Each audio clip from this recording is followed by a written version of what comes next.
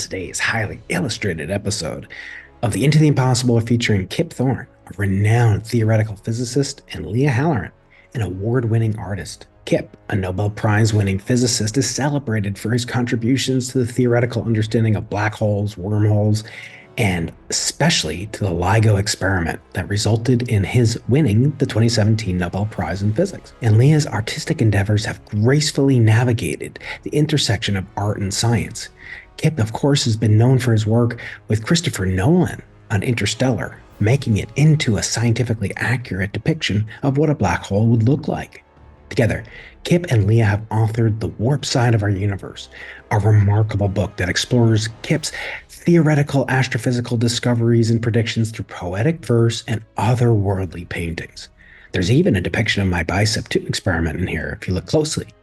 Want to know what a weird and wild, marvelous phenomena inhabit the warp side? Well, tune into this episode and you're about to find out. I'm lifting it up and I'm making a big deal out of it, guys, because I never thought that Kip would write a book that would rival in mass or in gravity the book that I have here. And as I told you guys, put this one down. I always told my students when I'm teaching gravitation, Kip, I always tell them the book is part of the lab class for the class. You guys wrote this wonderful new book, The Warp Side of the Universe.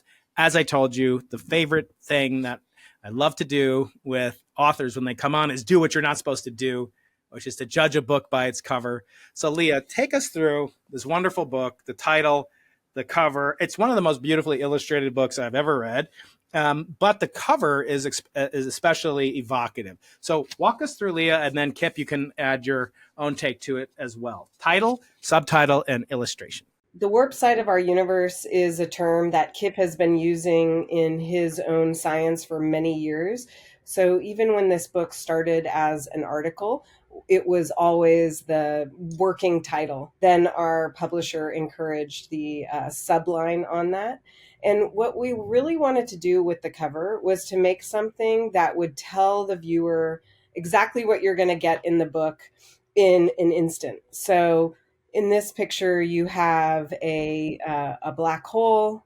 You sort of recognize it as this funnel shape, but it's painted in this way that's inviting an experience. And there in the center of it, you see a figure being twisted and turned down this funnel.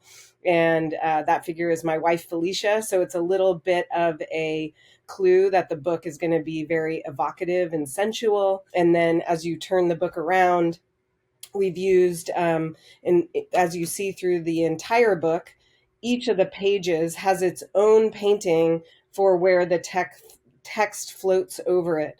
And so these blue sort of ink spills both work to invite the viewer into like a shift of scale. At some parts, they seem like you're looking at something very small. At others, they seem very large.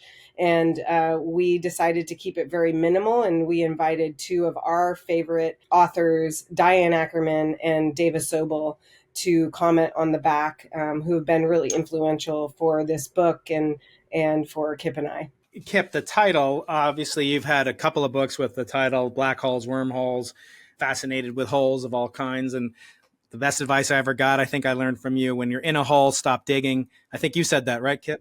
I'm so old I can't remember what I said decades ago. Well, I've learned so much from you. We'll talk about your pedagogical pursuits later on, perhaps. But of these different topics of black holes, wormholes, time travel, gravitational waves, can you rank one? Do you have a favorite? Is there one that's more kind of mysterious, magical, and intriguing to you? Well, I think gravitational waves is my favorite because it's the powerful tool by which we explore all the rest, or try to explore all the rest. It's the tool.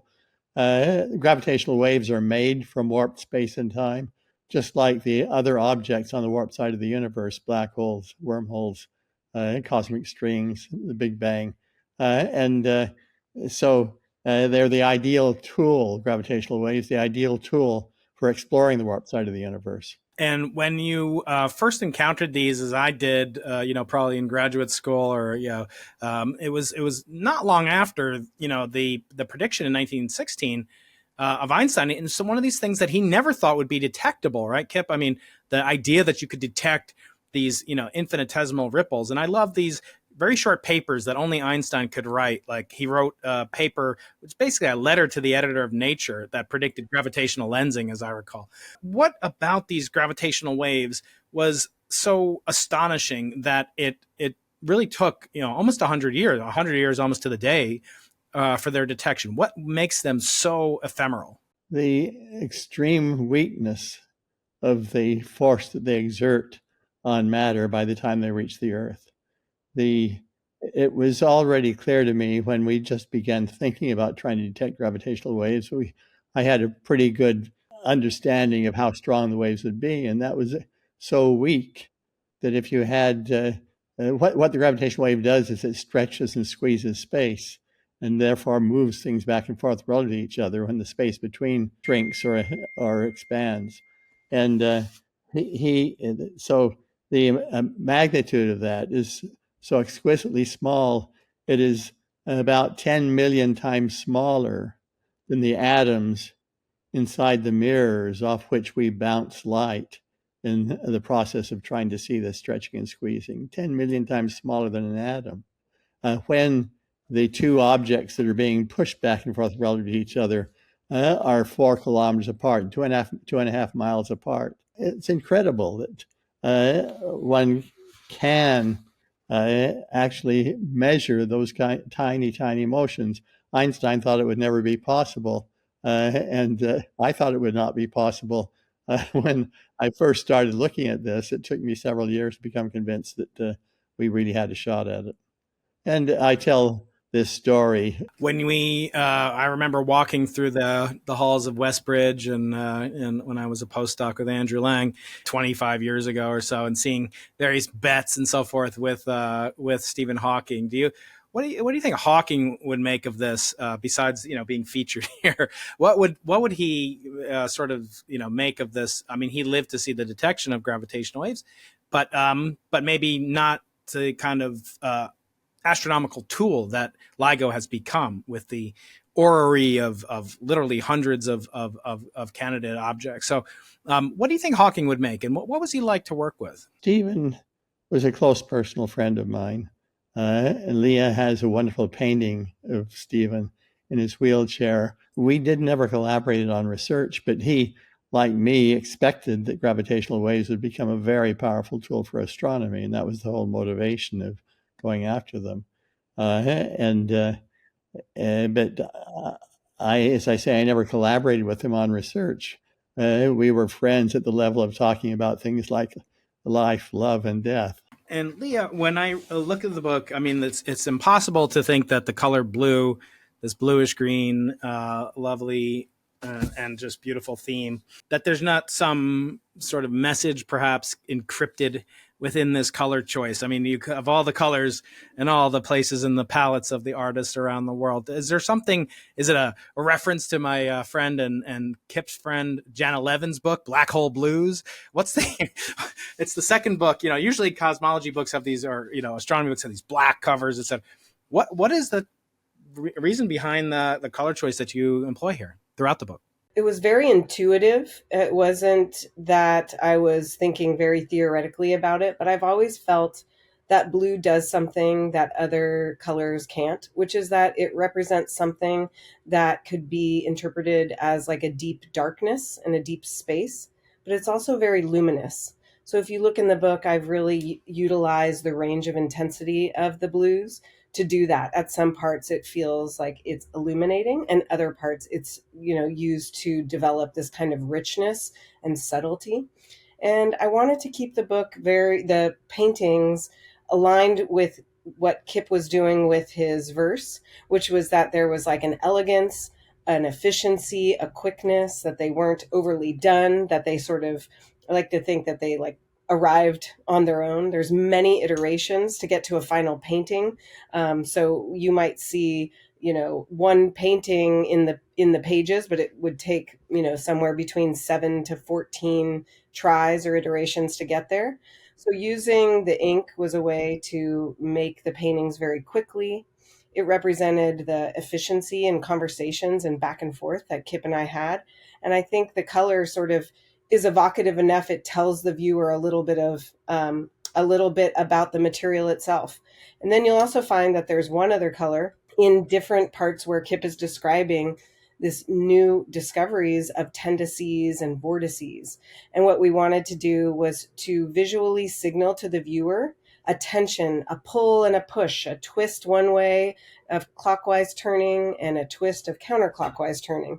And so I love that you've noticed that the blue is actually a kind of greenish blue, and the I've used the exact complement of that, which is like an orangish red, so that when you're looking at it, you don't need the text to be didactic. You can just look at it and understand there's opposition and different forces at play. Yeah, it's truly mesmerizing. And yeah, I mean, to me, obviously art evokes any, different emotions in different people, but the kind of, marine-like quality of it, coupled with the phenomenon on the cover. By the way, my wife also likes to envision me being thrown into a black hole. How did your wife react to her being depicted there? Was that during an argument or something? You don't have to get too personal, but It's quite the opposite. I think it's like an act of love. Both Kip and I, at a certain point, we both have different memories of whose idea it was. Kip says it was my idea. I remember that it was Kip's idea,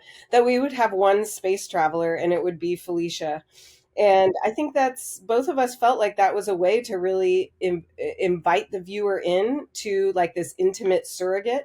And if you do read carefully, though, Kip has given her a way out through three singularities. So doom is not necessarily, imminent in these things. So I think it's more that We don't promise she'll survive, but we offer that possibility. how did you guys meet, Kip? What can you explain the origin story of this collaboration? I understand you guys have worked together for decades almost, right? So how did you guys come to meet, and what is it like working with an artist, more or less full time, I would imagine? Let's let Lia tell the story of our meeting. I think because she met me before I met her. Yeah, like many people, I've met Kip through his book and started collaborating with him, whether he liked it or not. I had been given his amazing book, Black Holes and Time Travels, Einstein's Outrageous Legacy. Black holes and time warp. Times warps, pardon me. Um, Not and obviously, Gravitation. You didn't meet him after reading I Gravitation. mean, I have that, but just as a doorstop. I never open it. But if I need to, hold anything massively heavy open, I use that. That explains why we've sold so many copies of Gravitation. What's funny about Gravitation is that my father is a physicist, so that book was in my house growing up. So I Oh wow. actually am very familiar with it. But when I was in graduate school, my mom gifted me this book, and I had, in my undergraduate years at UCLA, started taking astrophysics classes.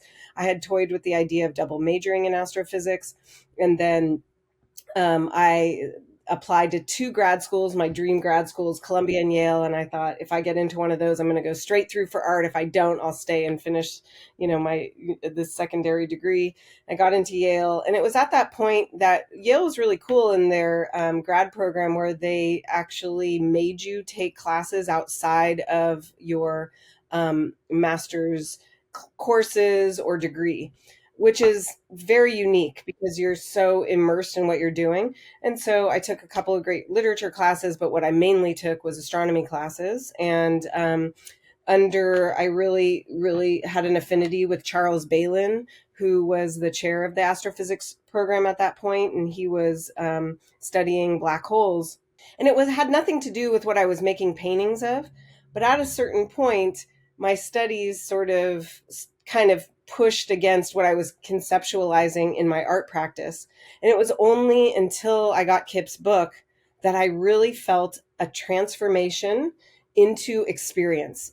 What was not coming through in my studies, which was, of course, it's an astrophysics class at Yale, it's mathematics and it's theory. I did have keys to the telescope there, which was very cool. And I felt like, that was really fun to do observational astronomy. But there was something about Kip's book. I think it was the idea. There was one particular passage about imagining one traveling towards the speed of light and what that would be like. And it just felt like this wonderful invitation.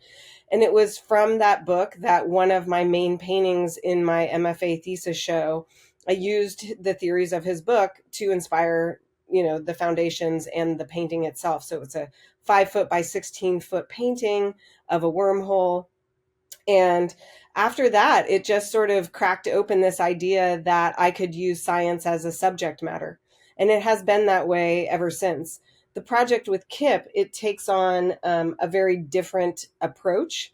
So my work explores different ideas of time and perception, and I've used airplanes and skateboarding and crystals and all sorts of an expansive sort of collection of subject matter, but it all roots from a curiosity about science and nature. That's a long roundabout to say how I got kind of introduced to Kip. And so, long story short, I was at a cocktail party. We were both at a cocktail party for the physicist Lisa Randall, who's a joint friend of ours.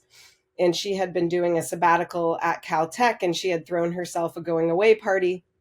And I was at this party and I overheard someone say Kip's name so unabashedly, and I ran up to Kip and interrupted his conversation, and was just gushing. Oh my gosh, your book was so influential, and I invited him over for a studio visit to just show him some of my artwork. And I was blown away by her studio, by the paintings on the walls, by the paintings she showed me that were in storage. The photographs from her Dark Skate series. Most interestingly, I asked her, I told her, I'm beginning to work on a movie, and I would like some way to describe for the director of this movie black holes and wormholes. And would you make me a sketch of black holes and wormholes? And so she did a sketch there for me on a pencil sketch on vellum, I think. Which has become one of my prized possessions. And I took that, it's a sketch, it's almost like a Dr. Seuss picture from one of Dr. Seuss's books for children, but it is very powerful and evocative. And so I took that with me to show to this filmmaker at our first meeting and explain what this was all about. And so that was our very first step in collaboration. And let me tell you, Kip had said, there's a young filmmaker interested in making a movie about my science. Would you be interested in helping me, visualize these warped sides of the universe? And I said, absolutely. And that young filmmaker was Steven Spielberg. And the movie was Interstellar. But Steven Spielberg did not end up in the end directing the movie. But that was our first kind of visual conversation back and forth, is Kip telling me something, sort of blowing my mind, and me then trying to make sense of it by visualizing it. Just a bit later than that, I was asked to write a article for Playboy magazine by Amy Grace Lloyd, who had been my editor for Black Holes and Time Warps.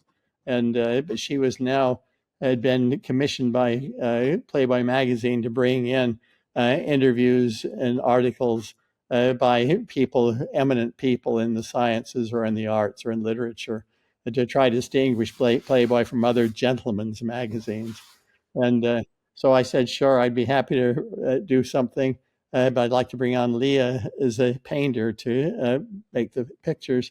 The art editor and she looked at some of Lia's paintings. They were enthusiastic, so we produced an article about the warped side of the universe that was just about 3,000 pages and 5 paintings. 3,000 words. 3,000 words. Yeah. Not even Gravitation is that long. That's right. And Hugh Hefner personally rejected it because he said that the women in the paintings, Lia's wife Felicia being the primary one, were not up to the Femlin standards of Playboy. Now, Femlin was the cartoonist who made these women with very large breasts and buttocks, and he was not satisfied with the way that Lia's women appeared. And so, which I hold as a badge of honor, Brian. Hey there, I'm sorry to interrupt this beautiful, amazing, and illustrative episode of Into the Impossible, but I have a small favor to ask you to help me help you get more subscribers and attention for the Into the Impossible podcast. And that's to make sure you're following the podcast or subscribe to it on YouTube. You can follow it on any audio platform you're listening to it and leave a rating and a review. All these things help the algorithm, and the algorithm is what is going to propel us from the 300,000 brainiacs that are currently on this voyage to well over 1 million. And I know that your support is key to our success on this endeavor together. So thanks a lot. Make sure you subscribe and hit the notification bell and leave a review for extra credit homework. Now back to the episode. That is something very few artists or scientists can claim, that their article was rejected because of not enough buttocks or curvature, Botticelli rejection. Yeah. That's one of the best things that ever happened to us, because we then took our kill fee on the article and decided we'd turn it into a book. And so that's how this book started to come to be. It was originally prose and paintings, but when one of Lia's friends did a layout at the very beginning, juxtaposed brief snippets of my prose alongside Lia's paintings, I looked at that and said, my gosh, this could be poetry. It could be verse. And never before had I ever contemplated writing verse. But that was an epiphany, one of the sort of big epiphanies of my life, the epiphany that this could be verse, and we could try to get across to the reader the ethos, the essence of these scientific ideas through tightly integrated verse and paintings. And that became the goal of our collaboration. And some 13 years later, here we are. I keep, kind of having this feeling as I read the book, again and again. And it's a book that you can really just digest multiple times and come to different conclusions as you read it. But I would say sort of the courage that it took for both of you guys to work in a medium that's very different. And I wonder if you both could react. First, Lia, this quote, it's kind of long, so bear with me. It's from C.P. Snow, and it has to do, it's called the Two Cultures and the Scientific Revolution.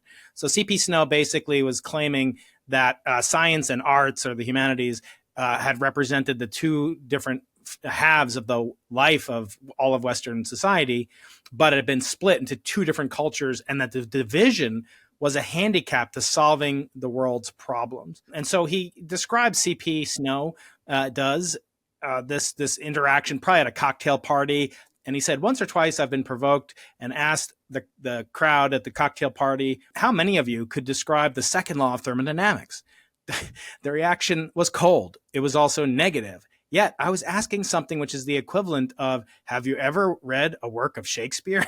And I wonder how you react to that, both of you. Lia, are arts and sciences, are they as disparate, as disconnected, as unrelated as good old CP was lamenting? Or is there a consilience that you find that we're missing out maybe by not teaching our science students more about the arts, and conversely, the arts students, more about the hard sciences? What do you think about this two cultures? Is it a problem? I mean, I think it's a divisive question, and I like to think of it in terms of when in your life you were asked that. If you ask, let's say, 5-year-olds about the difference of art and science, I think you'd find that there's not very much of a difference, right? You're curious about the natural world.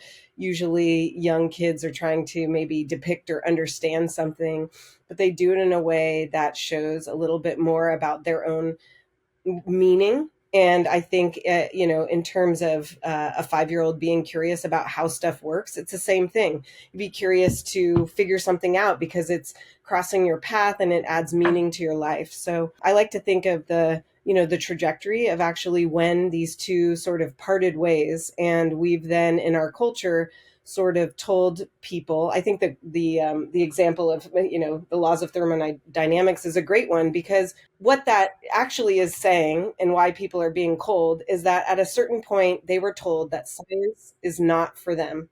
Science is, you're not smart enough, you haven't studied enough, you haven't gone far enough. And I think the art world similarly has this sort of kind of exclusionary version, right? Like right when someone draws something, they'll say, oh, I'm not an artist. I'm, as an adult, right?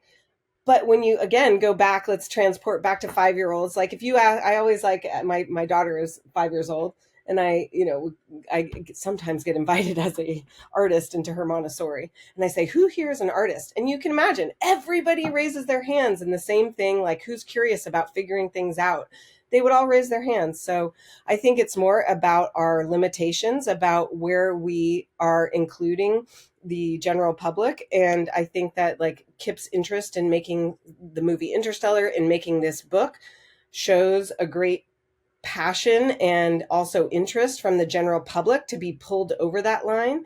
And I find the same thing as an artist. I'm really, really interested in creating an experience of science for the viewer, and not in a way that's didactic. My intention was not to illustrate Kip's ideas, but instead to have a conversation with Kip. It's the way that it was made was very untraditional. Kip did not like present me with text. We just had conversations, and I would make a painting and then say, okay, here's the painting, right around it. Sometimes he'd come up with text, and I'd then say, well, this needs to be 3 or 5 paintings, or it needs to be one, or the text and paintings really nudged each other back and forth. So what we're trying to do is to find the Venn diagram of that cocktail party of asking about thermodynamics, right? And to invite people to say, what do you know, and how are you curious, and how do those things add meaning to your life? Returning to the question of C.P. Snow, is this sort of a false dichotomy that people have been lamenting, including Snow and others, or is there really a good reason, that science and the arts are separate? Science and the arts were not all that far separate in the era of Leonardo da Vinci, in which you had people like Leonardo who were both scientists and artists. From my own personal point of view, and my dear friend Stephen Hawking was quite similar, I think quite visually. And so when I'm doing scientific research, although I'm a theorist, and one of my 2 principal tools is mathematics, because mathematics is the language in which the laws of physics are written. But the other principal tool is artistic visualizations, in the sense that if I'm going to make any progress at any kind of a speed, I don't make it through the mathematics. That's very, very cumbersome and very, very slow. I need intuition, visual-based intuition, in order to make intuitive leaps, in order to figure out what calculations are worth doing, and what they're likely to yield, and then pursue them. But those intuitive leaps and the way in which I mentally summarize the laws of physics and work with them mentally are visual. And they're not all that far from Lia's paintings. In fact, in dealing with these concepts that are in this book, black holes and wormholes, gravitational waves, I would give Lia verbally, usually, sometimes in terms of pencil sketches, some sense of what was going on physically with regard to a black hole, say, or black holes colliding or black holes tearing something apart. Then I would say, make a painting. But it would be a verbal conversation, sometimes just a bit of a pencil sketch. But she then would translate my mental pictures into an artistic piece that was much more compelling than my mental pictures were. So her paintings are elaborations of one of the 2 main tools that I use in my scientific research. Was it intimidating, Lia, to talk? And by the way, it would be so cool, and please tell me this is true, if your middle name is Nardo. Because then you'd be Leonardo. That would be awesome, right? Was it intimidating working with Kip? Not just because of his brilliance, Nobel caliber, and storied career, but because I'm thinking just practically. He worked with Gary Nolan, right? And it wasn't just like here's some pencil sketches that Kip did. I mean, as I understand it, Kip, correct me if I'm wrong, there were pretty hardcore numerical relativity simulations that went into the black hole gargantua in Interstellar, and that there was actually allegedly some, maybe new insights into the physics of curved space-time and highly dense objects. So I guess what I'm asking, Lia, is like the difference between a pencil sketch and then you're competing with like Nolan and like a $25 million budget for simulating took weeks to make a single second. How did you handle that? Was that intimidating at all, or am I just projecting my own fears? Well, when you say it that way, that all sounds very intimidating, but I would say No, I never felt intimidated by Kip. Maybe I should have been. I think that when Kip and I met, we just felt very like kindred and welcoming to each other. I think there we set up an immediate friendship and trust, and I wanted to stay true to what Kip's intentions were in his writing, and that's all that I was being guided by. I think that we both have a kind of way of working almost in that goes beyond language. That was that intersection that's Kip talking about with the visualizations. So Kip would say something to me and I would make something sometimes in front of him, and he would then say it's got to be a little bit more like this and a little bit more like that. So I really trusted our process. We had just an absolute amazing time working together. Every time that we've seen each other over this period of 13 years, I feel like I learned something more. It's just been an absolute joy. But no, it never felt like work and never felt intimidating. It always felt like this wonderful adventure and an opportunity to go outside of my own studio practice and work with someone that I, love and admire very much. Kip, how was it working, when you were advising students or, when we're, dealing with computer simulations and so forth? We're used to it being, a very linear process, at least not the physics. The physics is highly nonlinear, obviously, but when you, what you put in is, going to determine exactly what you get out. Whereas in artistry of the kind that Lia exemplifies, it's very highly nonlinear and it's emotional and so forth. How did you react? Were you intimidated working with her? That to have well, such a great artist, to have this kind of notion of how you could communicate things that's easy to communicate to fellow geeks, dweebs, and nerds like me or our students in the computer simulation. But now you're dealing with a supercomputer on her shoulders. So how did you react to working with her? It was just a very joyous experience, as it was working with Christopher Nolan as well. There was a real similarity in the sense that with Christopher Nolan, we would brainstorm together in order to figure out ways to deal with and to depict certain ideas. There was a lot of joint brainstorming going into Interstellar. And similarly with Lia, it was huge amounts of brainstorming together that led to this tightly integrated verse and paintings.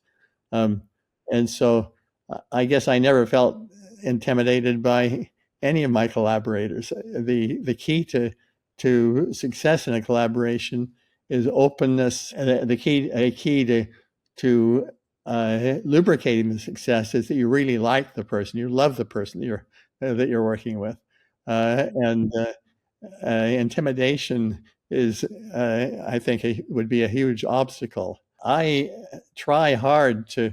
Throughout my career, I tried very hard to not intimidate my students. One of my strategies was, you always call me Kip. You never call me Dr. Thorne or Professor Thorne.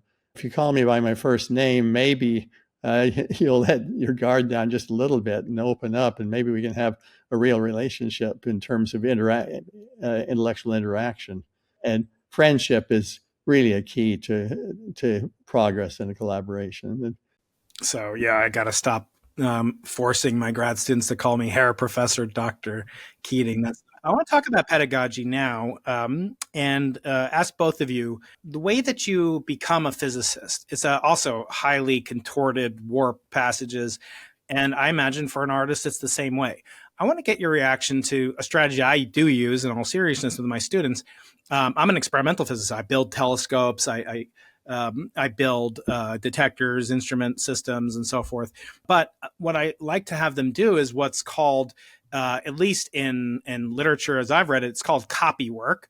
And it's, pardon the incredibly sexist language, but it dates back to Socrates, who said the following: employ your time in improving yourself by other men's writings, so that you shall come easily by what others have labored hard for.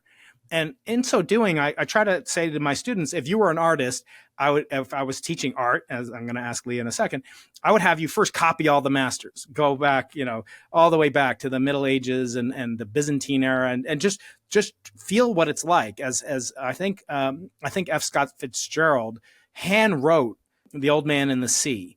And he said, he was asked why he did that. And he said, because I wanted to feel what it feels like to write an incredible novel. Lia, how do you teach someone, or first let me ask, can you teach someone to be a good artist? I mean, my stick, figures, I would not ever dare to show you. But so I think it's too late for me. But can you teach someone to be an artist, or is it something that's really nature and nurture, and you need a little bit of nature before it can be nurtured? So first, what is your strategy of teaching people as a professor? I mean, I think that my strategy as a professor in teaching art is first to invite my students to be passionate and find meaning in art in this, wild world that has so much pressure and so many things going on. Is like, you could almost look at the same, you could ask the same question: what does LIGO have to do with my life? What does a museum show have to do with my life? And first, to instill that art has a profound, can give you a profound meaning and direction in your life.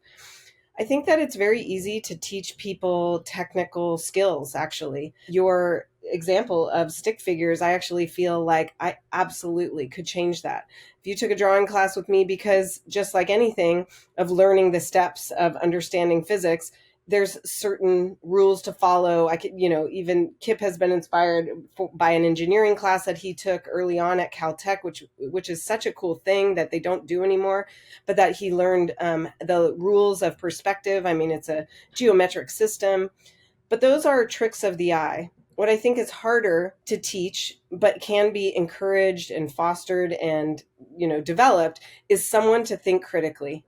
Right. And I think that distinguishes probably the two of you in the same way in science, is you have someone who can be very technically good at something, and they will be an incredibly important part of a team, but they're not going to excel and think critically for themselves. And so I think as a teacher, I'm always looking for that person that conceptually is on to something really different.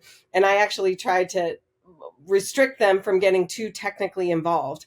I think it's a trap for artists who can paint really well, that they get a lot of accolades for it and they can lean on that, but that is not the goal of art. That's the difference of art and design. I think for me, the most exciting thing that I find in my practice is to surprise myself where there's a form or there's something going on visually that matches with the concept, right? There's like even you pointing out the blue or the way that it's painted. Those are not accidental. They could have been painted in a lot of different ways, a lot of different colors, but that it tells you something about the content. And, in mentoring my students, I think having someone developed their independent voice is really the most essential thing that you can do with a young artist. Technique is actually easy. And Kip, what was your strategy when you were actively advising your many students? What was your technique to kind of teach them as an apprentice, is taught by a master, say in art? How did you communicate the craft of physics to them? Oh boy. There are many small techniques, and I even wrote them all down in a document that some of my students have resurrected and put on the web. But I think the bigger issues were the following. One, they need to, if they're going to really work in physics, and if they want to pursue a career in physics, they need to love it, because it's going to be very hard work. And if you don't love it, you won't put enough work into it to really do it successfully and really become fulfilled. So if you don't really love it, you use it as a stepping stone, a launching pad for moving in some other direction. And there are many directions you can move from physics. That was one fundamental principle, love for what you're doing. Then there is the issue of that different people's minds work differently, and you need to get some sense of how your mind works. Different people learn in different ways, and recognize the difference between yourself and other people, and focus in on developing things such as visual-based intuition, in my case, that are going to be powerful tools for you and that really work for you. Whereas I have had other students who are more like Chandrasekhar, whom you may have known. And Chandrasekhar his mind worked entirely in terms of the mathematics and not in terms of anything visual at all. These big differences in how people's minds work is something students should become aware of very early on. Another aspect of this is you've got to not be able to not only do creative work to really understand things, you have to be able to explain yourself to colleagues. Otherwise, your scientific research is truly a joint process. And you need to be able to influence other people in the same way as they influence you. And that has to come through communication. And so you've got to learn how to communicate verbally and in writing. And so I worked with my students very hard on the difference between technical and non-technical writing and writing techniques and writing tools, how to organize a paper, how to use parallel structure to more lucidly explain complicated things and so forth. So, I mean, there are a number of things of this sort that are part of it. So I've not given you a very clear picture. I've just given you, I guess, a scattergun set of some of the more important principles for me as a mentor of students. I just want to, respectfully push back with love on just one of the statements you said, that you have to collaborate with people. I mean, the person that, is kind of lurking throughout this book is this guy, Einstein. One of his most famous papers is the EPR, kind of paper. But besides that, he's basically known as this paradigmatic lone genius, working in isolation. Lia, I don't detect any collaborators on any of these glorious paintings and illustrations. So is that really true? Do you have to work with people? Or if you're so good, you can just go on and people can't ignore you, right? I was not intending to say that you need to collaborate, but you need to be able to communicate the results of your work, even if you're somebody who works almost entirely alone like Einstein did. And so this difference between people in terms of whether or not they collaborate with ease, whether or not they enjoy collaboration, is also something that I would discuss with students. I myself enjoy much more working alone or with just one or two other people and not in a large collaboration. But the LIGO project for gravitational wave detection that I devoted much of my career to had to be a big collaboration. I just had to grit my teeth and do it. I think it's important for people to understand what types of interaction with people are most fruitful for them for productive work.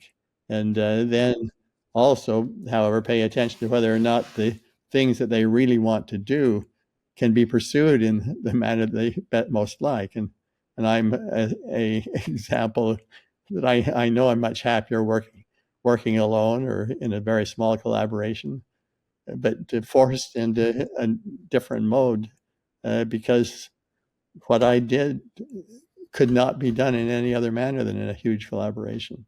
And I found like great expanse in my studio practice when I'm collaborating. Kip is just one example of ways in which like my studio practice has changed and grown. Some of the works that I make, I can make by myself. Like if I'm making, an oil painting, or you're right, I don't need another person to physically make the drawing, but Kip is really guiding through our conversations the way that the paintings are made for the book. One of my recent pieces is called Double Horizon, and it's an installation video where I attached cameras to the external parts of a Cessna plane when I was learning how to fly. And that was something where I really didn't know what I was going to make. I've never made an installation video, but what I did know is that I was interested in making a piece that explored the notion of time. And so I thought, oh, well, it can't be a painting. It has to be a time-based medium. And that gave me the opportunity to collaborate with a composer, collaborate with a color separationist, collaborate with an editor, figure out the technical way of doing 5-point sound. And I don't think that I would value them as like better or less than, but I just find that having these opportunities that expand my practice, and Kip has said this as well, to look for opportunities, unexpected opportunities in his career. And I think that that's very similar to the way that I work, where I do love painting by myself.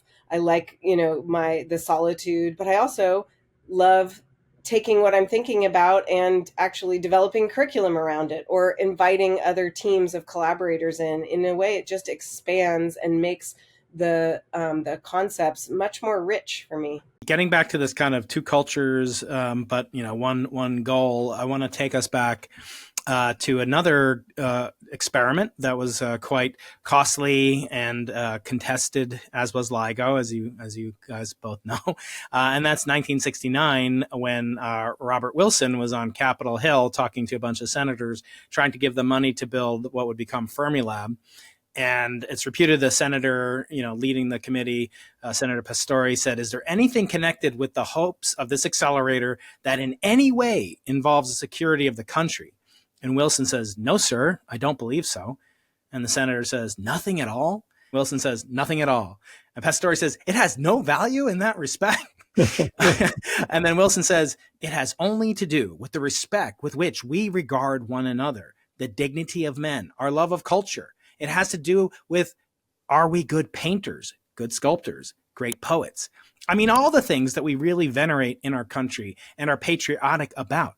It has nothing to do directly with defending our country, except to make it worth defending." Lia, how do you react to that statement? Is the culture, is the science, are they intertwined in a way that it actually gives sort of a teleological, raison d'etre for a country?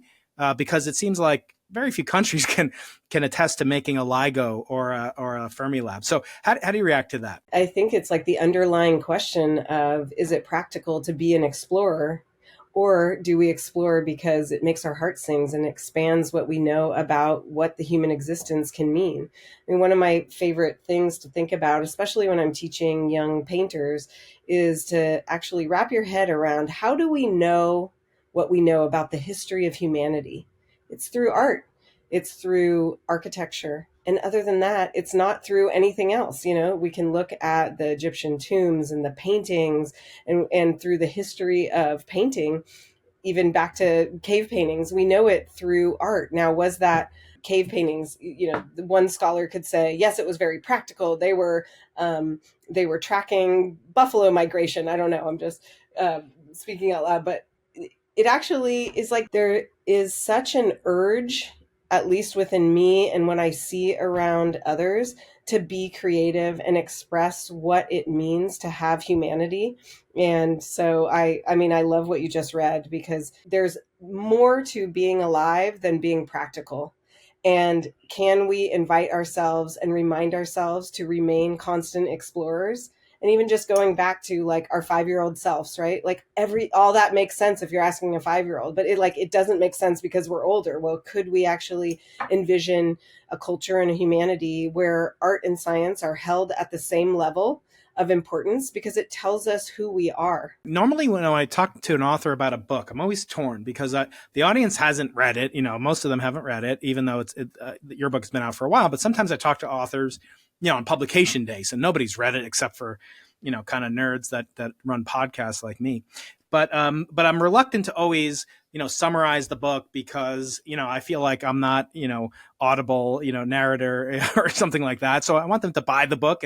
But in this case, I'm not so worried, because there's no way to really, I mean, yes, you can have an audio version of it. I doubt that would be as pleasant as the current version. My saying this is because I don't like to actually show or read direct passages from the book, except in this case, because in this case, this one image, which I have to talk to Lia. I don't know if it's possible to procure such an image from the original, but this image here, Yes, is very near and dear to my heart. yes. It's the only thing that we have in common, guys, because it appears on the cover of my book as well. It's a photograph, and that is the Dark Sector Laboratory at the South Pole Amundsen Scott Station, where I've spent a month of my life or so on separate visits and over a period of a few years.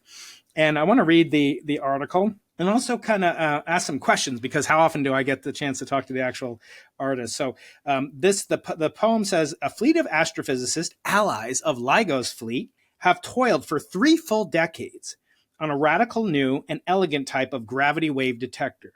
Now, I should stop and say thank you, Kip, for recognizing. So Andrew Lang, myself, and Jamie Bach, who's currently a professor. Andrew, unfortunately, took his own life shortly after Bicep 2 is deployed here. That's a story that I talk about in my book. But it is true. We would not have built Bicep or Bicep 2 or Bicep, any of these experiments, and my current experiment called the Simons Observatory, had it not been for Caltech and President Baltimore back 30 years ago now, or almost 30 years ago, having the courage to back us with $1 million in presidential discretionary funds. So I'll always be indebted to Caltech for doing that. And it's launched, literally billions of dollars worth of research and education and training. So it's a detector aimed at primordial waves. These are gravitational waves with wavelengths truly humongous, hundreds of millions of light years long, just 10 to 100 times smaller than all the universe we see. Long ago, when the universe was 300,000 years old, that's far before the very first stars and galaxies were born, these gravity waves placed imprints onto the polarization of cosmic microwaves. So I just want to thank you guys for this description, but I want to ask a question. Lia, what is this thing up here? Is that, what is that thing in the sky? Is that a meteor? What is going on with that? I didn't see that when I was there the last couple of times. So Well, it was a way to actually impose two instruments in one painting. So that was an example where I had a separate painting of the space-bound observer and the ground-bound one. But I loved making that painting, I'll have to say. It was really nice to try to create something that had like a desolate kind of heroic feel to it with this like sparse of Antarctica. So I'm glad that you find that you like it. I love it. Yeah. So when we think about like the futuristic upcoming discoveries and so forth, in along the lines of this the depiction in words at least of that poem, I guess it strikes to the heart of what I do, which is to understand whether or not the universe really had a beginning.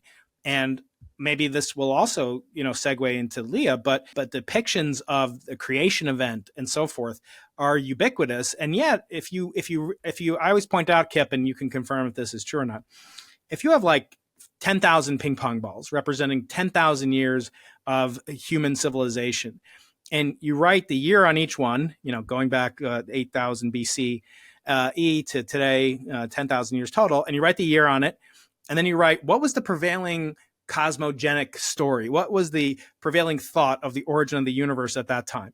I mean, 90% of them will have, eternal static universe written on them, right? So what is it about the Big Bang and the power of the narrative of the Big Bang that it's really displaced all other possible contenders? You career spans, the end of the quasi-steady state theory by my late great colleague Jeff Burbidge and Fred Hoyle, all the way up until obviously today. So what do you make of the Big Bang? Is it just a story that's too good to be true, too good to be false?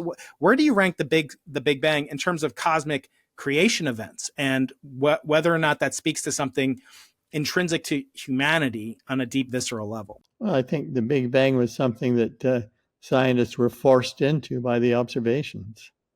Certainly when I was a graduate student, the steady state theory was still pretty respectable. It was only near the end of my graduate studies, around the time that the cosmic microwave background was discovered, which was played some significant role in putting a nail in the coffin of a steady state model of the universe.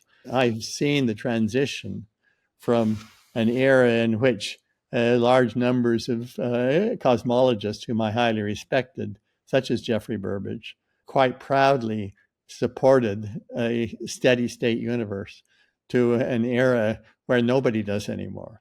It's observations combined with the work of theorists who find that they can embody those observations in theoretical structures that are extremely powerful in terms both of explaining what was seen and predicting new things. Kicking and screaming in some sense that humanity has been dragged into the Big Bang. See, as a non-astronomer, I would say like it's almost implied, right? Like everybody loves a good origin story. How can you not be in awe of the universe on a dark night where you're looking at the Milky Way and say to yourself, like, how did this get here? And I think like to know where we're at, we try to look back and follow the path of where we came from. So whether you were dragged kicking or screaming, I feel to me as the, just always chasing, the idea of experience and the sense of awe or the sublime. I'm like, the question is right there as you're having that, like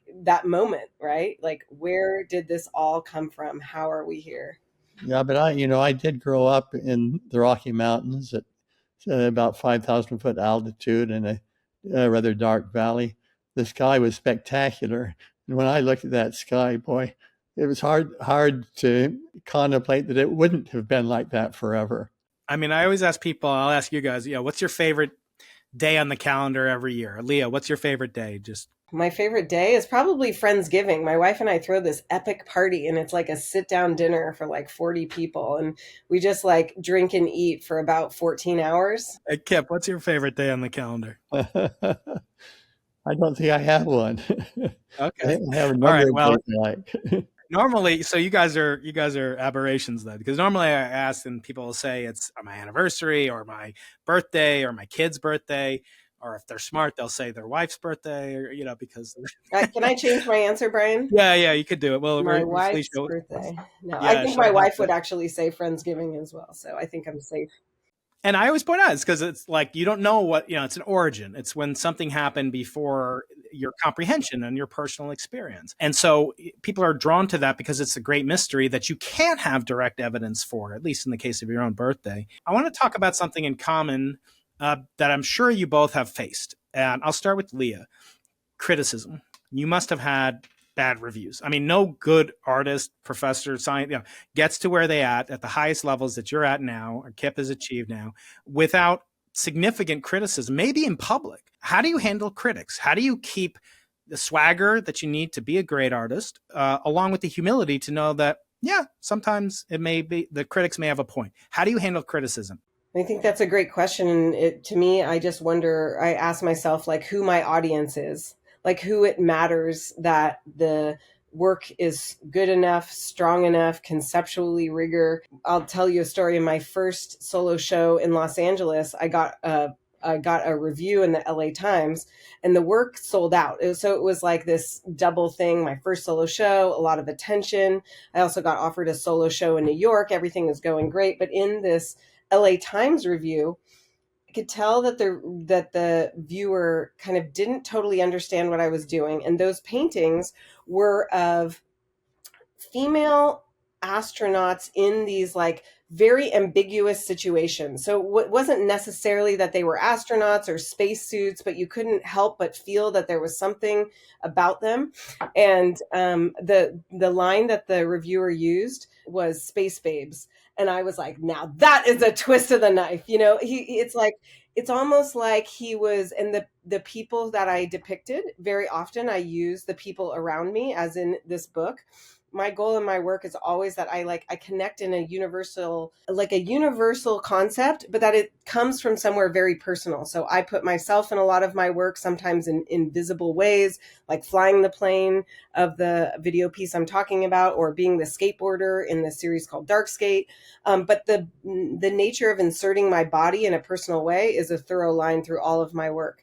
And in this piece, what he was saying was that, like, in one hand, and the larger review, I would say, was like average positive. And the fact that he, reviewed it in the LA Times, you could, my dealer said, oh, that's a success. But what he was basically saying was like, how dare you have attractive friends, and how dare you make work about science? And I would say that kind of criticism has been subtly repeated, where people don't understand necessarily why I'm making work about science. It seems very, at times, that it enters a dialogue, like I'm trying to put science on a pedestal. But most of my work really just invites the viewer to kind of consider their own physical environment, and I'm using scientific concept to drive it. And, it comes down to the same thing that was driving Kip and I to make this book. We didn't know if the book would be good. We didn't know if the book would be interesting to a lot of people. But what we did know, it was the book that we wanted to read. we just kept saying, if I want to read a book about black holes, it's going to be intimate, it's going to be poetic, it's going to be sensual, it's going to contain the people that I love, it's going to have the story, the origin story of LIGO, the cutting edge science, it's going to have all the things that we want. And so we made the book for us and invite the viewer at large. And I think whenever I'm faced with rejection in grants or or bad reviews, I just come down to feeling really confident that I have a drive and a goal that I feel that is very thoughtful in my career. And Kip, I wanted to pivot not to the book, but actually to LIGO. And I want to get your take on a subject I've talked a lot about with Ray Weiss and with Barish. And that's about the critics of LIGO. And there were many, not only from its inception, there were even, previous claims of direct detection of gravitational waves by a really wonderful physicist who doesn't get, too much attention, Joe Weber. I want you to comment on, criticism. Compare the criticism of Weber, who claimed detection decades before LIGO with a completely different technique, resonant bar technique, with the critics of LIGO. In other words, the Bacall, I remember, also Tyson, et cetera, Drever. So talk about this, the critics of LIGO, and how did you handle scientific criticism of an equal and opposite maybe variety that Lia described? But how did you handle those criticisms, and how did you prevail? A key aspect of how we handled that was that we had a superb program director at the National Science Foundation who was dedicated to making sure that this thing went forward if and only if it was really soundly based.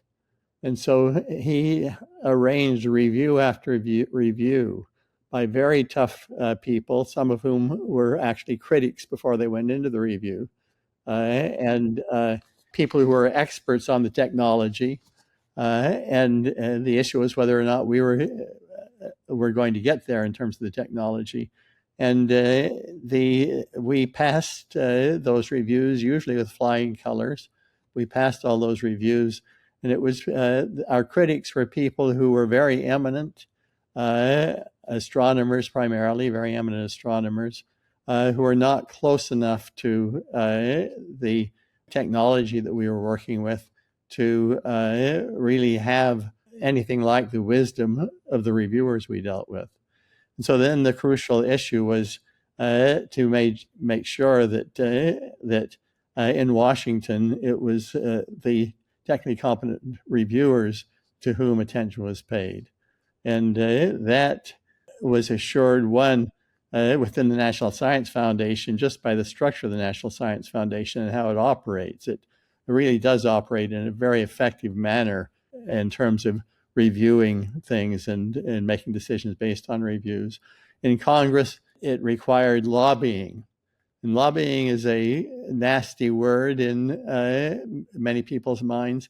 But if you think of a lobbyist as somebody who is dedicated to educating the congressional staff and the Congress people about the issues on which they have to make funding decisions, then you need really good lobbyists who is very effective at knowing who should be talked to and what the level of understanding is and how you talk with them. And you need a very good director who is very excellent at talking to such people. And in the crucial period where we were trying to get this funded, it was Robbie Vogt who was our director, and he was extremely good at communicating with congressional staff and with Congress people. And so it was that combination that got us through it. And then when Barish took over, Barry is also superb at that, but we're over the worst hump in Robbie's hands. Barry, however, played the crucial role, a very different crucial role, of transforming the project into a very successful, large-scale collaboration that was absolutely essential to success. But dealing with critics, those were the tools that got us through. With regard to LIGO, I understood the critics well because when I first heard this idea for gravitational wave detection, as we describe in our book, Lia and I, from Ray Weiss, I didn't believe for a minute that it was possible. And it took me several years to become convinced that we had a real shot at pulling it off. And only after that did I buy in and do what I could as a theorist to help the experimenters succeed. Um, but I really understood the critics from that point of view, that I'd been there, done that. And if you could comment on Weber, when you heard the Weber results back in the 60s, 70s, acclaimed detection of gravitational waves using an aluminum resonant bar, basically he was, I mean, he did so much cool and interesting stuff. I hope to have his widow, Virginia, on at some point. But talk about how you reacted, because there's some historical parallels in what I do and my version of cosmology. This book is obviously titled "Losing the Nobel Prize," so you're the diametric opposite of me.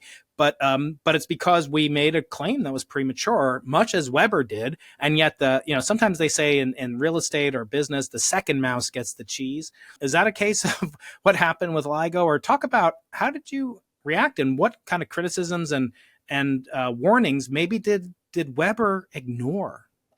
Well, so I know the Weber history extremely well. I was fairly close to Joe Weber personally, was very fond of him.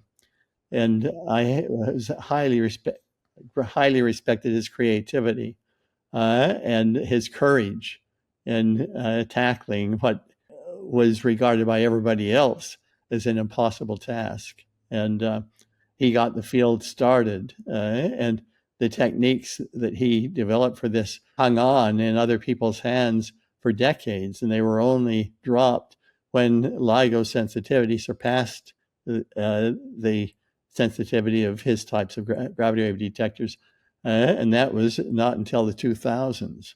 And so he did his work beginning in the 1960s, late 1950s. And so there were basically 40 years of work by his technique that he invented. But in the end, the technique that we pursued had the ultimate success. But what happened with Joe Weber is that other people built similar detectors, not identically the same, and did not see the gravitational signals, or did not see the signals that Weber was seeing. And so there was a considerable controversy over that. But the critics were critics who were critics based on other experiments attempting to replicate what he had done and not succeeding in seeing the same signals. It's a very different kind of a criticism than what we dealt with in LIGO, where people were just skeptical of whether or not we could achieve the sensitivity that we and they basically agreed one needed to achieve. Let me just say, there's a forthcoming documentary film about Joe Weber, which then segues into LIGO, that is superb, called Far Away, Nearby, that tells the history of Joe Weber's effort, then followed by the LIGO effort. But it is also very interesting in that it is a film that focuses on the role of emotion in science. And Weber was very emotional. I can be very emotional too. But how you use emotion in science and how it can sometimes get in the way of doing science successfully, and how it is often very important in terms of doing science successfully. This will be premiered in Belgium in March. It's by Paula Froley and assisted by Alan Lightman. Wonderful. I can't wait to hear it. Yeah, I mean, there's a, kind of a trope that, scientists are these dispassionate, unemotional automatons and so forth. But there's a trick, Lia. I don't know if you knew this, but it doesn't apply to Kip. But you know how you can tell if a scientist is outgoing or extroverted? They look at your shoes when they talk to you. So speaking of emotion, I want to talk about remuneration and so forth, and kind of the currency of both of your professions. Obviously, the highest accolade I think there is in science is the Nobel Prize. So obviously, Kip has achieved that. But I want to bring a quote down from the famous philosopher Bob Marley. And he said, money is numbers and numbers never end. If it takes money to be happy, your search for happiness will never end. What motivates you guys? Start with Lia. Lia, money, attention, critical reviews, fame, professorships. You've had a lot of these. What keeps you going? What inspires you? What gives you energy, and what takes away your energy? Well, I like what Kip, what you were saying to your students. Like if you have to love what you do, because I feel like if you could, I always tell my students, if you can do anything except be an artist, then do that, because it's a really hard road. And I feel like I just could not ever do anything else. And weirdly, I was like that kid. If you had asked me when I was 12 what I wanted to be, I would say I want to teach art and I want to be I want to be an artist. And it just comes down to, I love discovering things and making things with my hands and doing it in a way that invokes a response in an audience. I don't think it's as literal as like a wide audience or for a certain type of response or fame or whatever, but I definitely love to think deeply about concepts or our human experience in the world, and then try to make pieces and make installations that invite the viewer along for that ride and give them, like, nudge them out of their comfort zone. And one of the things that I lead with in my own studio is that I want to walk into my studio and feel surprised at the things that I'm looking at. I don't want to just be executing things. So that keeps me on my toes. I'm working all these different mediums, and I feel like my studio practice and the rigor that I bring to it, it just keeps me going and keeps me curious and keeps me challenged. Wonderful. And Kip, what motivates you? What keeps you going now that you've achieved it? And what T.S. Eliot said, the Nobel Prize is a ticket to one's own funeral. No one has done anything of value since they won it. So how do you react to good old TS? We got a lot of let me first say that I never aspired to win the Nobel Prize. And when I got the telephone call in the middle of the night to tell me that I was being awarded the Nobel Prize together with Ray Weiss and Barish, my response was, I'm not surprised at all. It was obvious that this project deserved it. But I'm very disappointed, because the prize should have gone to the team of 1,000 people who really made it happen, and it should not be going to just the three of us. And I felt that very strongly. And so, but for me, the issue of the Nobel Prize has been a struggle that took probably a year for me to come to terms with the fact that I'm an icon for this project, and I just have to accept that I'm an icon for the project, carrying around this prize that really belongs to 1,000 people. So that's the response with regard to the Nobel Prize. But in general, what drives me is just the pleasure of doing science, great joy of just suddenly understanding something that I didn't understand before. Yeah, it's a little better if nobody ever understood it before and I'm the first, but even if lots of other people understood it before and I'm just suddenly understand it, that also gives great joy. The joy of working with students, with really great students, with whom you could build a bond, and you could watch them grow and develop into mature scientists through their enormous skill and their talents, and I can provide an environment in which they blossom. Those are the things that really drove me. I was certainly also driven by the quest to understand the universe, yes, but the process itself is so much fun that I would often lose sight of the quest and just simply enjoy the process. What I'd like to ask you a quick question, first of all, is about the famous Thorne-Hawking bet, which is described in A Brief History of Time by Stephen Hawking as a form of insurance policy for him. I have done a lot of work on black holes, and it would be all wasted if it turned out that black holes do not exist. But in that case, I would have the consolation of winning my bet, which would win me 4 years of the magazine Private Eye. If black holes do exist, Kip would get 1 year of Penthouse. Now I understand why Hefner didn't want to commission that article. He was jealous that you... So you guys made the bet in 1975. You were 80% certain that Cygnus X1 was a black hole. By now, I'd say we're about 95%. This is in 1988. But the bet has yet to be settled. Roger Penrose came on this podcast and told me it was always a pleasure to make a bet with Stephen Hawking, because no matter what he chose, he would always end up being wrong because he would flip sides of the bet.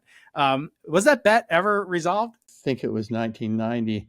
While I was in Moscow, Russia, working with Vladimir Brzezinski, Stephen Hawking went to USC. Usually when he'd come to Southern California, he'd be coming to Caltech. He went to USC to give a public lecture, and he got a hold of some of my graduate students and broke into my office and thumbprinted off on the bet. And so by 1990, he was convinced. And so I came back from Moscow, and there was the bet thumbprinted off on. Stephen had conceded. What would you bet on now if you had to make a consolation bet, Kip, about some potential upcoming discovery, maybe not in physics, maybe in, artificial intelligence or something like that? Can you tell me anything that you would like a consolation about, such that if it weren't true, you would still receive the remuneration of a lifetime subscription to Scientific American? I'll make it a little bit more PG. The thing I would bet on that I regard as the holy grail of cosmology is definitively seeing the gravitational waves from the birth of the universe and using them to the information therein to help delineate, to help clarify the laws of quantum gravity that presumably controlled the birth of the universe. So it's not just seeing those waves, it's really the information that you pull out of those waves. This was the direction you chose for your career, and it was certainly, I think, it's the holy grail of physics in our generation, in your generation, in this era. Well, that's great to hear, and I'll put that on, that endorsement encomium if ever I do, end up in Stockholm, Sweden. I'll invite you along. I want to ask you both about artificial intelligence. We hear so much about this. I use it. I used it to help prepare, some deep dives for this interview. Even I use it in my research, but not to do original research. But that's the topic of my question, and that involves, can human beings be replaced? And I want to evoke this by asking Kip if he remembers what Einstein here said was his happiest thought, the one that gave him palpitations. Can you say what Einstein's happiest thought was? As I recall, it had to do with if he jumps off a roof and he's freely falling, that he doesn't no longer experiences gravity. So that's Einstein in free fall. And he said, Lia, you may know this, you may not, that was his happiest thought, because he basically was able to viscerally concoct this notion of the equivalence principle, Einstein equivalence principle, from the notion that a free-falling observer would feel no gravitational force. And from that leads geodesics and notions of curved space-time, et cetera. But I bring this up for two reasons. One, I don't personally understand how a computer could experience happiness, in other words, replicate the sensation of a happiest thought, nor do I understand how a computer being able to sense the visceral sensation of free fall and B, experiencing happiness seems patently absurd. How have you reacted, Lia, first, to the notion of generative AI? Is it something to be feared? Will it put artists out of business? Will it be replacing you? So talk about the prospects, promises, pitfalls, and perils of generative artificial intelligence, please. I mean, I think this circles back to maybe I should have been intimidated by Kip. Maybe I should be fearful of AI, but I just am not. I feel like it's a exciting tool that will open a lot of doors of things. But let me tell you what I'm observing in my students, right? Like, I can kind of understand where we're going by seeing what's exciting to them. And a long time ago, there was a big push to destroy all of the photo labs in universities. They got rid of enlargers, darkrooms, because everything was going to be digital. Why would we create photos? We run at Chapman University, where I'm the department chair, we run something like 6 photo classes a semester, and we have wait lists that are double or triple of what we can accommodate, because the students want to make something physical. And when they're talking about photos, they talk about it as an object now. They don't talk about it as an image on their phone. There's also a huge surge of people who are taking photos with film. I don't know if you've realized, but now you can go back to CVS and get your photos developed. There's different, there's all this desire to have, quote, the real thing. I think the more images we have, it desaturates meaning. So the more images on your laptop, the more than an actual photograph that was taken with a film camera that was developed in a darkroom, it actually makes it something distinguished. And so I think with AI, it's very similar to what happened with Photoshop. I was told when Photoshop came out that I shouldn't major in painting because it was over and Photoshop would, but when you look at Sotheby's auctions, nobody's auctioning Photoshop documents, right? There's something that we still attach a great amount of value to the man-made, to the touch, to the personal. When AI is working at its best, it just accentuates that. It accentuates the concept or accentuates what the artist is trying to do. But I don't ever think that it would replace this desire for the human connection. Hey there, it's me again, your fearful host, Brian Keating. I want to make a special request that you subscribe to my newsletter at briankeating.com/list.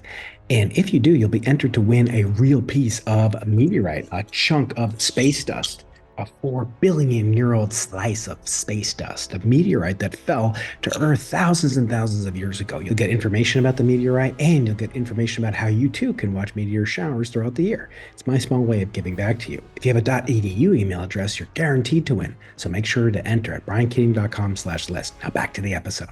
Can you speculate on whether or not there'll be, AI Thorne? Will there be AI Einstein? What extent can a physicist be replaced by in silico versions of such? And I don't feel that I have dug into it deeply enough to have an informed view.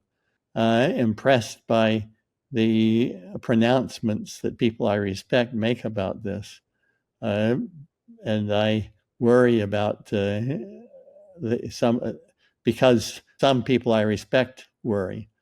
But this is an area that I have not dug into far enough to have an informed view, even at the level to have what I would regard myself an opinion, much less to make an opinion public. Okay, well, we started the conversation with the description of this book's cover.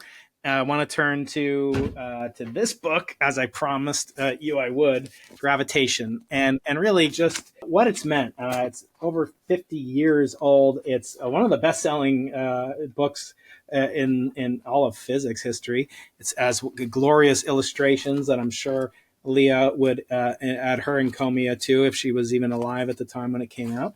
But having a physicist dad it was probably around the table, dinner time conversation. Talk about this book. What did it mean to you to write it?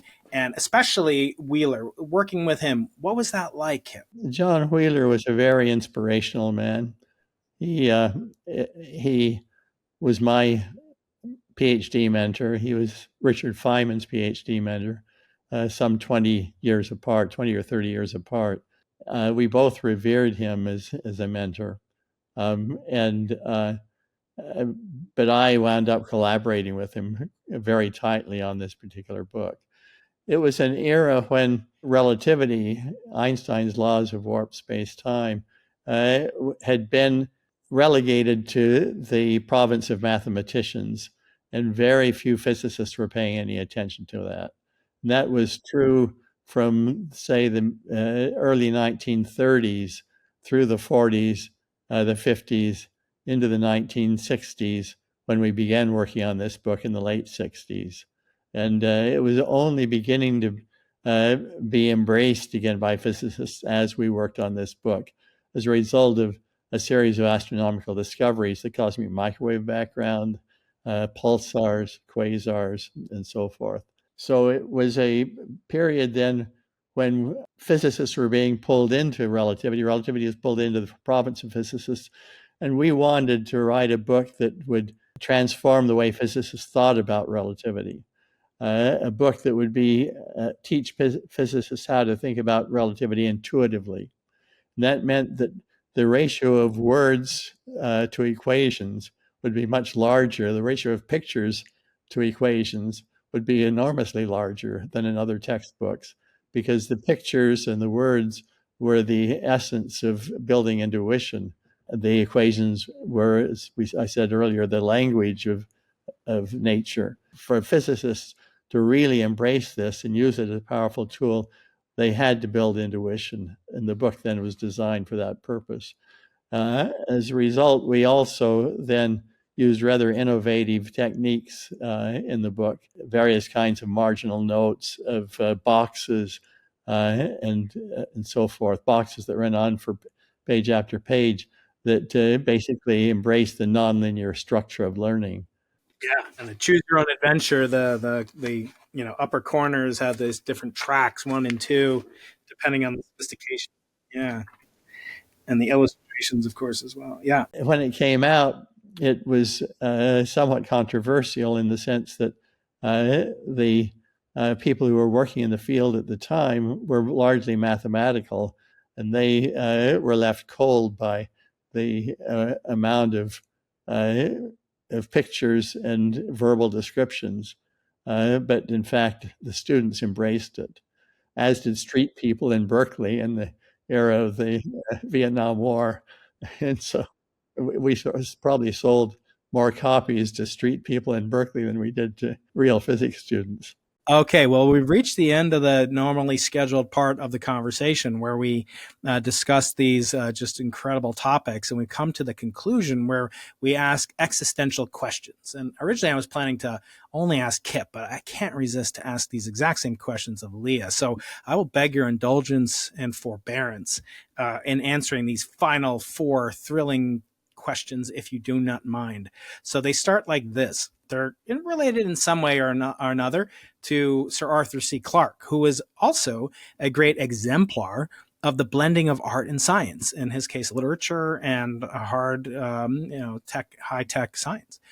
So the first question relates to a very famous statement by Sir Arthur, which is that any sufficiently advanced technology is indistinguishable from magic.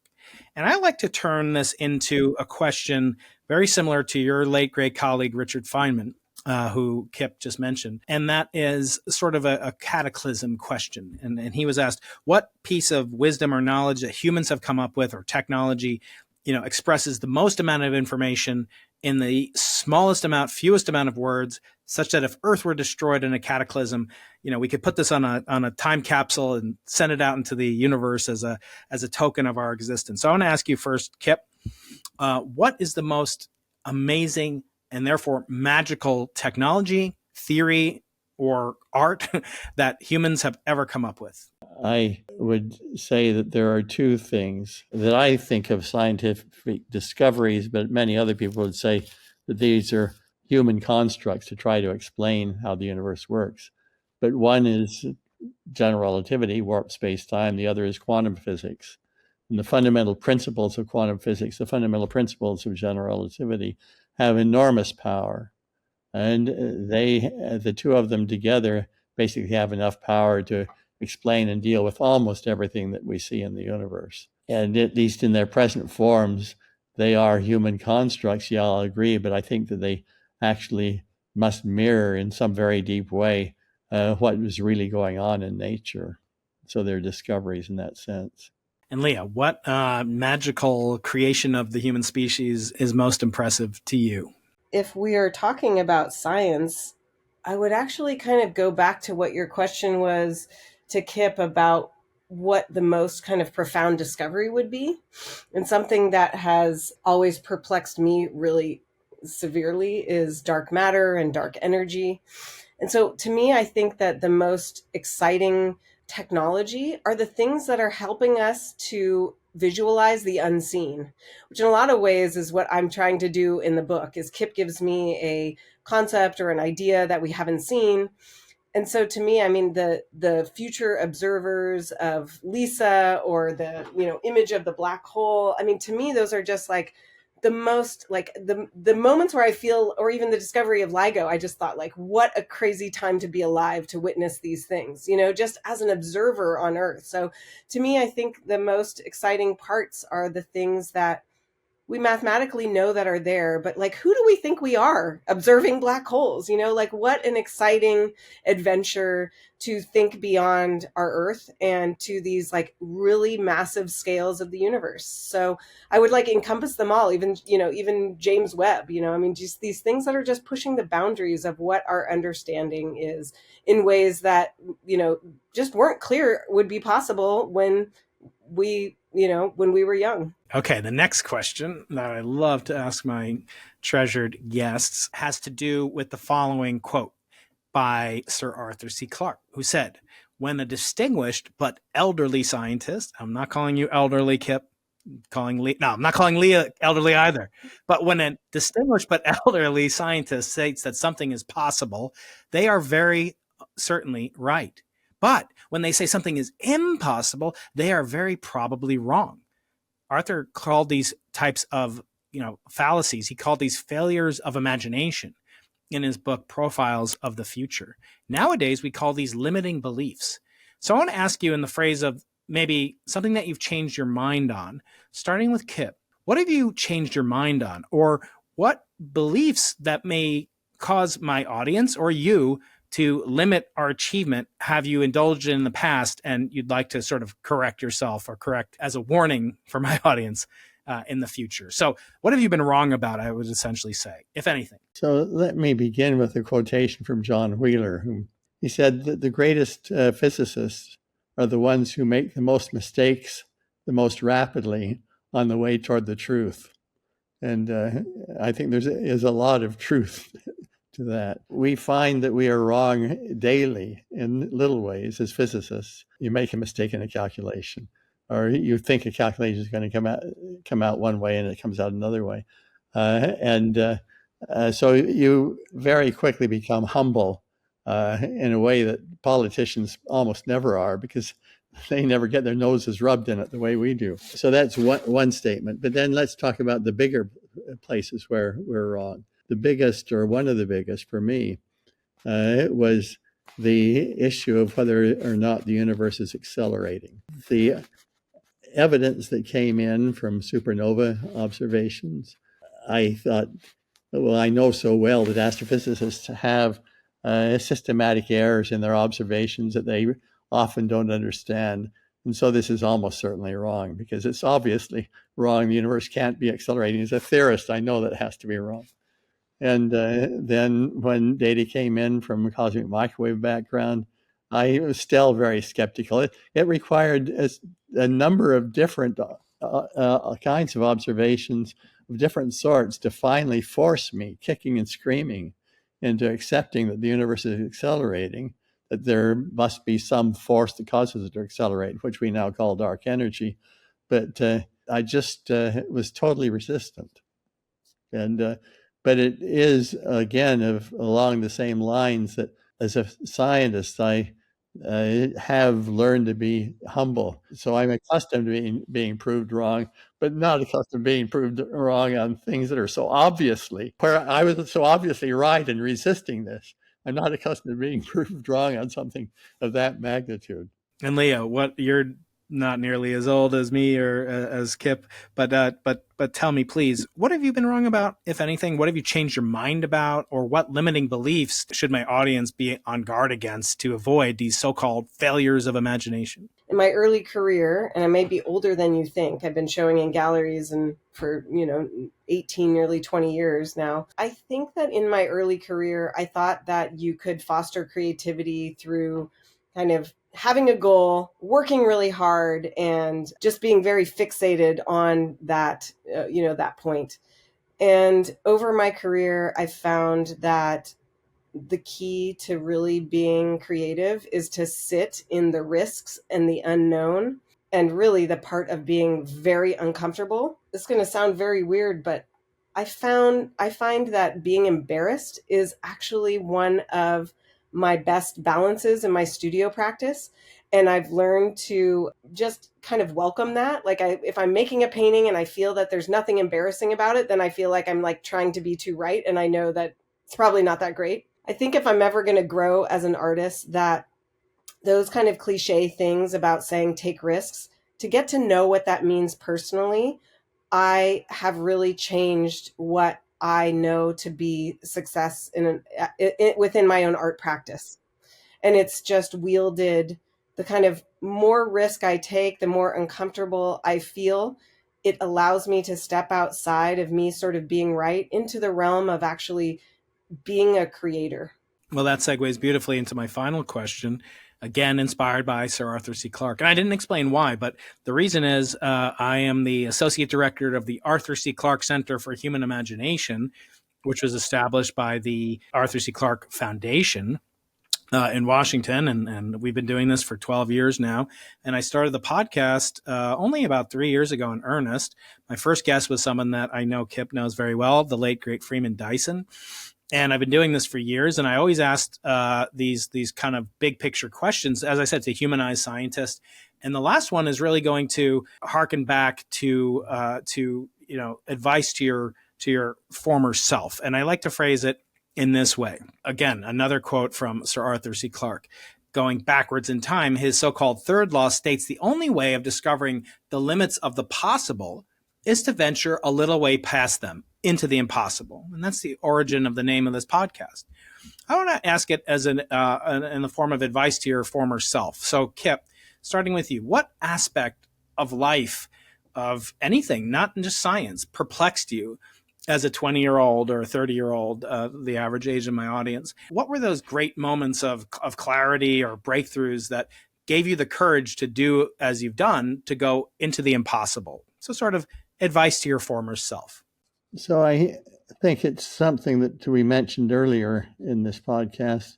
I learned probably when I was in my 30s, I really began to appreciate the power of watching for totally unexpected opportunities, then looking at them seriously and evaluating them with care, decide whether or not you want to take them. And the example par excellence for me was this issue of winding up devoting a very large portion of my career and that of my students to the search for gravitational waves.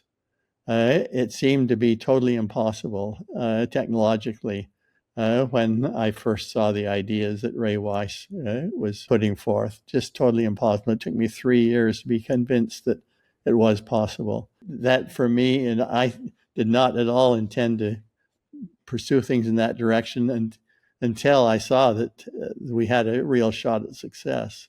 And that was the point at which then what had seemed to me to be totally impossible became conceivable, and with such a huge payoff in the end that, yes, I turned my whole career around and headed in that direction.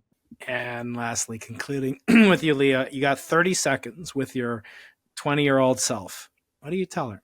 I would say to just stay curious, make sure that all your decisions are made with joy, because you will work harder than you will work at anything if you just have a true, honest passion for it. And to just walk into those unknowns with confidence that you will break through to something even better than if you stay in the safe zones. Amazing. Well, Kip and Lia, my two favorite 3-letter author presenters on the podcast. Congratulations. This is such a wonderful gift to the world. I hope we can meet in person. I'll come up again, I'm sure, to the Los Angeles area. And I'd love to involve you in a project I have, Lia, which is to turn these meteorites, which are really the villain of my book, Losing the Nobel Prize. It's cosmic dust. So these are fragments that I actually give away on my website to anyone with a .edu email address, because I love, and you should tell your students about that at Chapman, because I want to encourage the next generation of minds. But I'm really transfixed by these wonderful fragments of star stuff, as also called by Kip's late great friend, Kip. Kip, you remember this gentleman. This is Carl Sagan. He said we're all made of star stuff. I had on his widow, Ann Druyan, and his daughter, Sasha Sagan, my first and only to date mother-daughter combination. I've had father-son, but not mother-daughter. But anyway, I'd love to meet up in person and tour your studio and see what you do in person. And Kip, always love chatting with you. It's such a pleasure. You've been a mentor of mine, whether you knew it or not, whether you like it or not, for 30 years since I met you first at Caltech in 1997, I think. Well, then that gives me some pride. Thank you. Thank you so much. That's a great flattery to hear. Thank you guys so much. Have a wonderful holiday season. And as I said, this is such a special treat for me. Thank you. Thanks so much, Brian. Thank you so much.